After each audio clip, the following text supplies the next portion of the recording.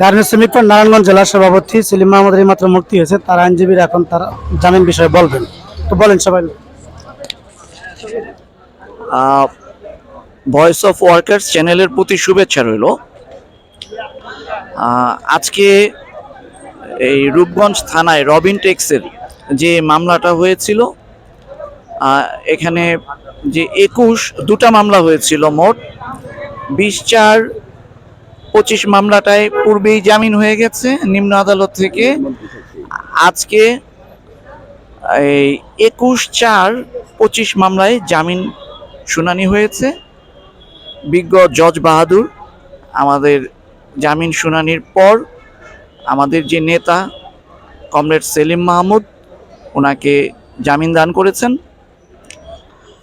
Actually আমরা আদালতকে যে বক্তব্যটা উপস্থাপন করেছি সেটা হচ্ছে যে একই ঘটনায় এখানে যে দুটা মামলা হয়েছে, প্রথমত যে 20/4/25 যে মামলাটা, এটা দণ্ডবিধিতে হয়েছিল।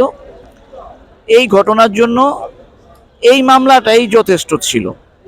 পরবর্তীতে উদ্দেশ্য প্রণীতভাবে আরও একটি মামলা 1974 সালের বিশেষ ক্ষমতা আইনে মামলাটা দেয়া হয়, যেটা নাকি শ্রমিক আন্দোলনের বিরুদ্ধে এই আইনটা আসলে চলে না।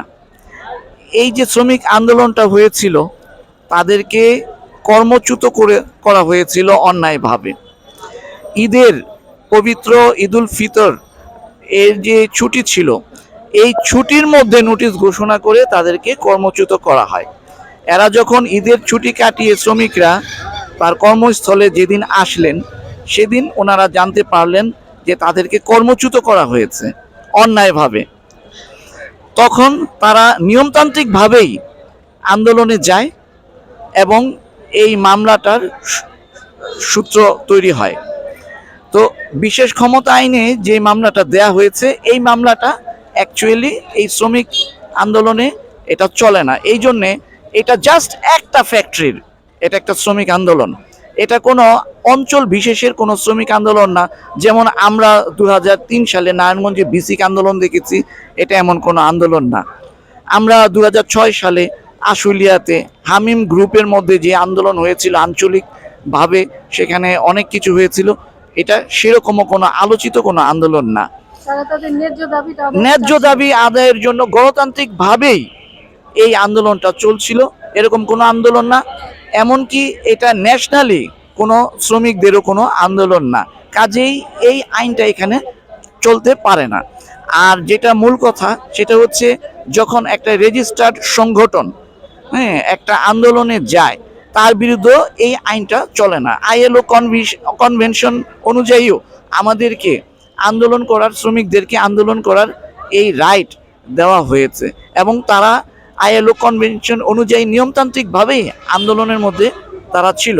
তাদের গার্মেন্টস শ্রমিক ফ্রন্ট একটা রেজিস্টার্ড সংগঠন এবং এর যে মাদার সংগঠন সমাজতান্ত্রিক শ্রমিক ফ্রন্ট, এটাও একটা রেজিস্টার্ড সংগঠন।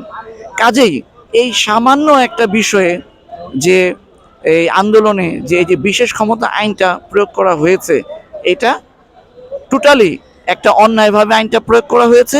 আমরা বিজ্ঞ জজ বাহাদুরকে এই কথাটাই বোঝাতে সামর্থ্য হয়েছি। দেন বিজ্ঞ জজ বাহাদুর উনি সুবিবেচনা প্রসূত আজকে আমাদের শ্রমিকদের জামিনগুলা মঞ্জুর করে দেন। এই কারণে যারা অন্যান্য শ্রমিক নেতৃবৃন্দ আছেন, এরা সকলেই আজকে কোর্টের এই অর্ডারে সবাই সন্তুষ্ট, খুশি হয়েছেন। ভয়েস অফ ওয়ার্কার্সকে ধন্যবাদ। আসসালামু আলাইকুম। ভয়েস অফ ওয়ার্কার্সদেরকে ধন্যবাদ জানাচ্ছি। আমি অ্যাডভোকেট কাজী শাহনাজ পারভীন শম্পা। আমরা মানবাধিকার প্রতিষ্ঠান Bangladesh legal aid and services trust ব্লাস্টের পক্ষ থেকে দাঁড়িয়েছিলাম শ্রমিক ভাই বোনদের জন্য। আজকে জজ সাহেব আমাদের চাওয়াটা মঞ্জুর করেছেন, তাদের জামিন মঞ্জুর করেছেন। আমরা খুব খুশি হয়েছি এবং ভবিষ্যতেও তারা কোনো সমস্যায় পড়লে, বিপদে পড়লে আমরা অবশ্যই তাদের পাশে সবসময় থাকব এবং আছি। ধন্যবাদ। আমি অ্যাডভোকেট সুস্মিতা চক্রবর্তী, কাজ করছি বাংলাদেশ লিগ্যাল এইড সার্ভিসেস ট্রাস্টে ব্লাস্টে। লাস্ট সব সময় ন্যায় বিচার প্রতিষ্ঠা এবং শ্রমিকদের অধিকার আদায়ের জন্য কাজ করেছে এবং আজকে বিজ্ঞ আদালত এতগুলো শ্রমিককে, যাদেরকে নাকি একটিমাত্র ঘটনাকে কেন্দ্র করে যাদের বিরুদ্ধে 2টি মামলা করা হয়েছে, তাদেরকে জামিন প্রদান করেছেন এবং আমরা তাদের সঙ্গে আছি এবং আমরা বিশ্বাস করছি যে এর মাধ্যমে আদালত ন্যায় বিচার প্রতিষ্ঠার যে হারটি সেটি সম্প্রসারিত করেছে। আমরা শ্রমিকদের সাথে আছি এবং ভবিষ্যতেও থাকব। ধন্যবাদ।